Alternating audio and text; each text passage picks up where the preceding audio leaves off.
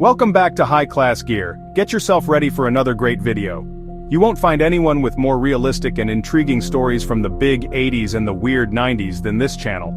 If you came here looking for something strange, creepy, car chases, police fights, stupid mistakes that came back to get me, or even for a little bit of knowledge, you've definitely come to the right place. Please make sure to like, comment, and subscribe so you stay up to date with all the great content coming your way.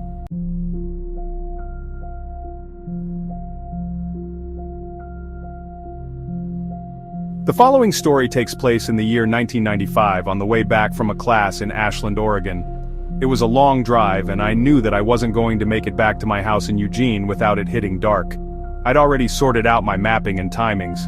I'd have to make my way via the I-5 and or 227, and depending on traffic and the time of day, it would be between 3 and 4 hours to get back.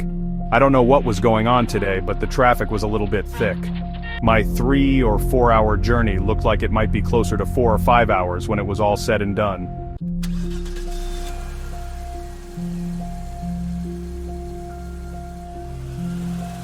Most times I could pull off the drive and red-eye it all the way back up to the north of the state with little or no problem. But today was different. It was a long class. I'd had a late lunch with classmates, and although they'd offered for me to stay over, I still had to get back. I had a Saturday study lab mid-morning in addition to my work-study job. Some good sleep after being on the road would do me good, and I'd be up and ready to roll not long after. I fantasized about my small white alarm clock buzzing violently towards me like it did every morning, and me slamming my hand down on the buzzer or swatting it out of the way.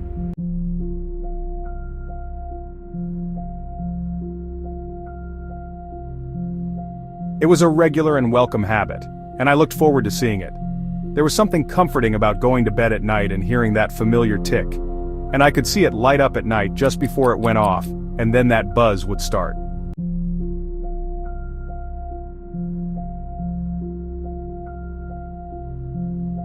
I turned on my blinker and switched lanes, accelerating in my car and moving to and fro while changing gears. I'd recently turned in my 1976 Plymouth Volare for some repairs, and in place of it I was given a 4-door 1978 Toyota Corona to use as a loan car. What it didn't have in strength, it had in pep, and was easily drivable. The stick shift and rack and pinion steering gave me a level of control over it that I'd forgotten about driving my automatic Plymouth Volare with its power steering and power windows. If I wanted to roll the window down, I had to use my hand and the rotator and do so manually.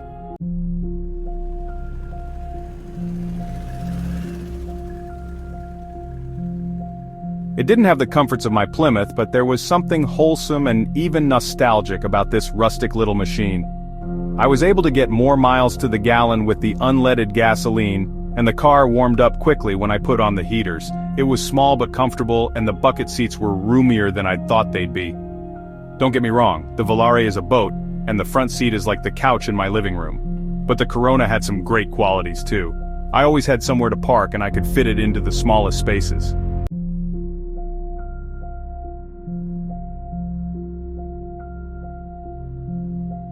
Another turn and another made me feel more tired, and my eyes started to get heavy. I needed to look for a rest stop. I'd been so tired once that I almost had a car accident last year. I pulled over and slept for an hour. I didn't want to pull out around these parts. I passed Port Orford on the way and remembered that it was almost like a sundown town in my estimation. I didn't like how creepy it looked.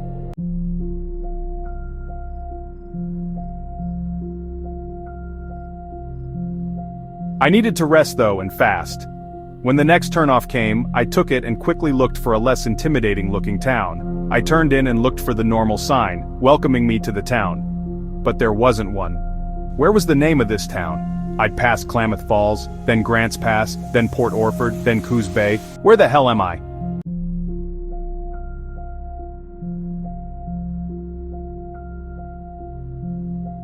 Still no signs indicated the name of the town. I drove around and looked for a standing hotel. In the 80s and 90s, they had these things called standing hotels. You could find them at gas stations, bus stations, and usually upstairs from a mom-and-pop diner. People who were doing long-distance trucking or driving from state to state could stop off, sleep for only a few hours, and then head out. It was high turnover, but it was cheap, and you paid for a few hours and not overnight. That's what I needed. I didn't see a gas station or bus station, but I spotted a mom-and-pop diner. Ah yes, there it is. I looked above the diner and saw what looked like apartments. There it was, a standing hotel. I would buy my hours, go sit in a chair and sleep for a few hours and be back out on the road and get home in time to lay down and get some real sleep. I got out of my car and looked around and it felt really weird. Was I hallucinating? No, I was not hallucinating.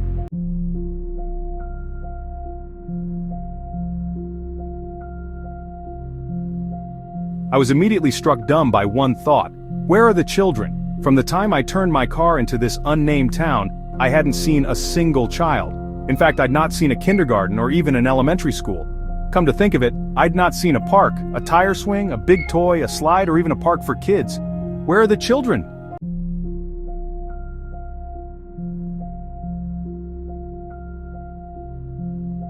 Oh, it's so good that there are some young people in this town. I certainly hope you'll stay. And you've got a bit of color too. How exotic. Where did you come from? He said while looking at me intently. His voice creaked like the hinges on a door that needed WD-40 and it made me a little bit uneasy. I shook his hand but he held on a little bit longer than I thought he should have. Maybe the old guy was just being friendly. I'm just coming from Ashland. I wanted to head to that standing hotel and get a little bit of sleep. Then it's back out on the road for me, I said, while slowly but firmly disengaging my right hand from his far too long handshake. This dude is freaking weird.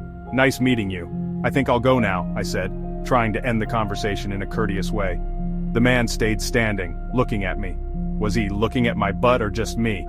Man, should I just get in my car and drive like hell out of here? I thought to myself. I hesitated before stepping through the door to the diner. I felt like this was not the right town for me.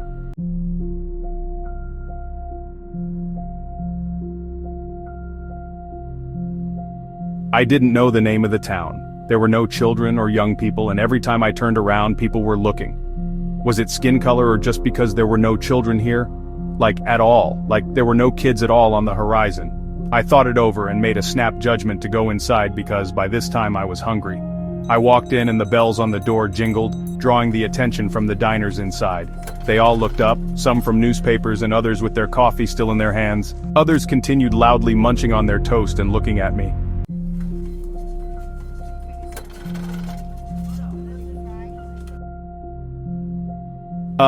Hi, ma'am, I wanted to order something, like an omelet or something and get some info about the standing hotel, I inquired, trying to lower my voice so as not to draw more attention to myself. No problem, sugar. You're not from around here, huh? We've got omelet with toast, fresh butter with some orange juice. The best on the Oregon coast, I reckon. She smiled at me while popping the gum between yellow, nicotine-stained teeth. Right, could you tell me the name of the town? I asked, relieved I could find someone to help. What did you say your name was again, sugar? She asked, keeping eye contact with me while expertly refilling a customer's coffee at the counter. I didn't tell you my name, I said flatly, feeling very weird and cornered. I need to get out of here. All of a sudden, I didn't want the food here. Standing Hotel is just upstairs outside. You go out the doors, turn right and follow the steps all the way up, and the door opens straight onto the counter. They'll like you. Definitely will, she said while smiling.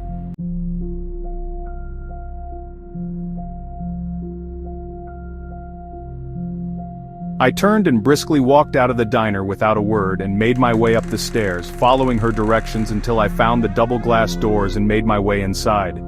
I stood around and waited until finally a portly but big-chested woman came out and upon seeing me gasped and then smiled, patting her face with her hands. "Harold, there's one out here! You won't believe it!" she called back over her shoulder. Should I run? I thought to myself. But something kept me there. Not more than a few seconds later, Harold appeared. This must be her husband. "What a nice young man," he exclaimed. This left me confused. Was he saying that like he liked me or was it because I was on the menu? Maybe it's because they eat young people here, that's gotta be it. I knew it.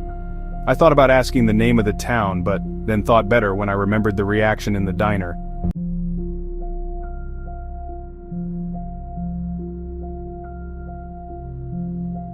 "Just need a room, gotta rest."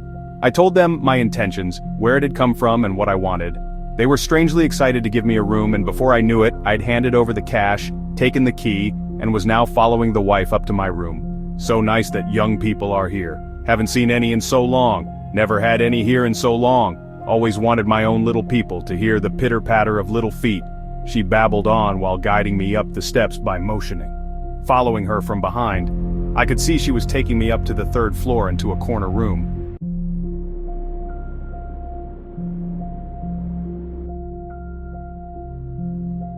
"Do you like?"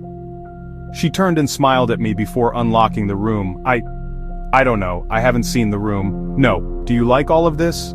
She pointed to her chubby figure with her hands, motioning from her legs all the way up to her big chest.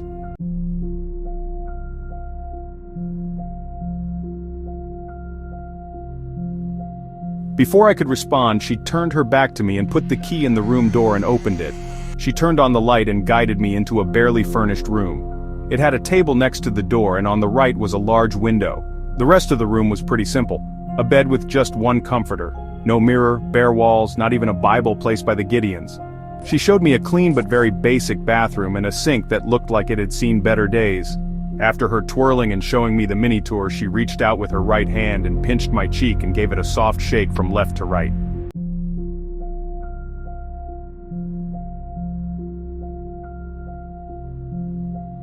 "You look so young, cute and innocent. I just want to get you alone by myself and show you a thing or two. Am I too much woman for you?" "You might be," I said weakly.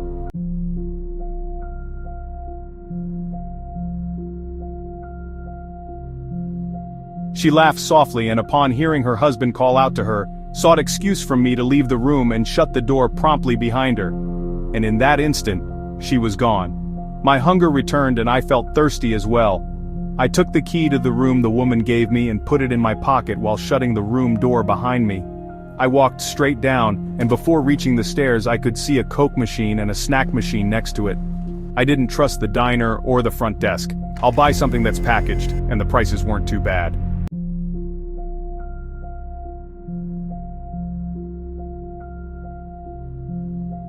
"Hello?" I waved to him and tried to smile with a quiet confidence. He looked at me, smiled, and then ran his right finger across his throat from left to right as if slitting it. Then he pointed to me. "What? Did this guy just threaten me?" I hadn't brought any weapon, but I didn't want him to know that. So I patted the right pocket of my jacket where the bulge of my keys stood out and looked at him. He didn't know it wasn't a gun. It looked like one, and that was all that mattered.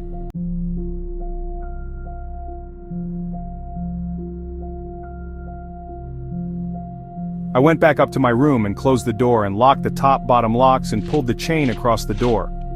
I drew the curtains on the big window and then sat at the table next to it. I drank one Coke and ate one sandwich and vowed to just nap in the chair and not lay down. I used the bathroom and then settled in the chair. I leaned it back so that my feet were off the ground, leaned my back against the wall so I could get a good nap.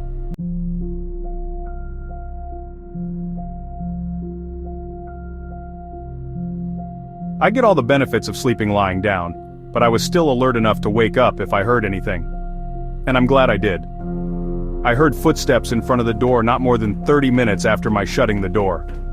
There was a picking with the lock, like someone was trying to get in.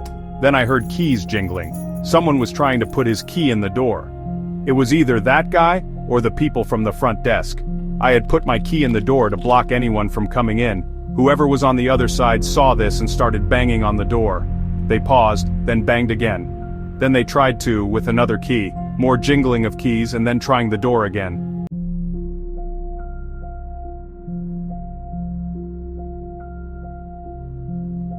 I didn't dare open the curtains. I was going to wait for them to come in the door. Whoever came across the threshold of that door I was going to kill. I'd made my mind up.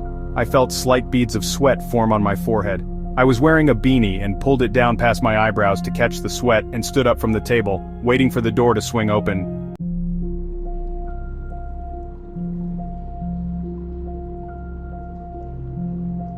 After a few minutes it fell silent. I checked the window in the bathroom to see if it was open. It was closed. I double-checked the latch was locked. I was a sitting duck in this room. I needed to get out, but I was taking a risk.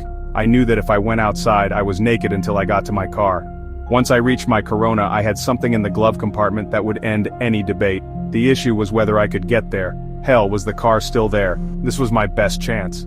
I tiptoed to the curtains and peered through an opening so that I could see out, but the one at the door could not see me. I could see someone standing at the door but could not make out the features. Whoever it was had a large Rambo knife with teeth on the blade. No, we're not going out like this, not now.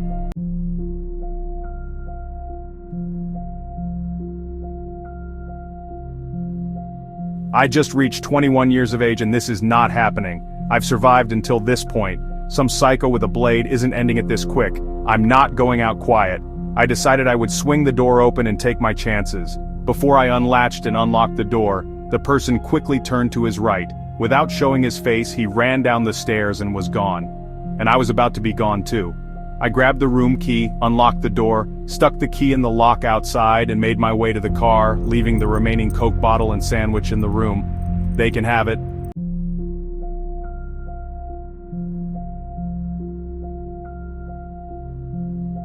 I jogged down the steps and upon turning the corner, saw my Toyota Corona was in order. I unlocked the driver's side door, jumped in and locked it behind me and checked the glove compartment. Yes, the Equalizer was there. I took it, loaded it and put it in my lap. I'm getting out of this town and I don't care how. I started the little Toyota Corona and abruptly reversed before moving the clutch back and forth and shifting into drive. I'm out of this town. Before I knew it, I was out of the town limits and back out on the I-5.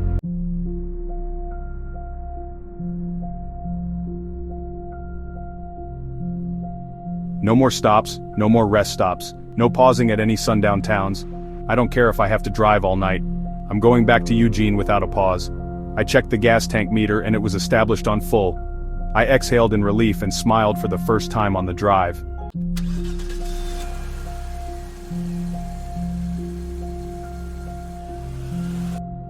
I guess what I learned from this is that if something doesn't look right, your first decision is the right one. Don't go into any weird or funky situation that you would normally never do. Always follow your instincts, and if you're ever unsure, better not to go through with it than do it and regret it later on. I'd live to look back on that night, but I wonder how many in that town didn't live to. Maybe that's why they had no young people. I did remember passing a lot of graveyards, but not a single school for the youth or the park. Did the older people kill all the youth? I would never know and didn't want to know. The important thing is that I got out.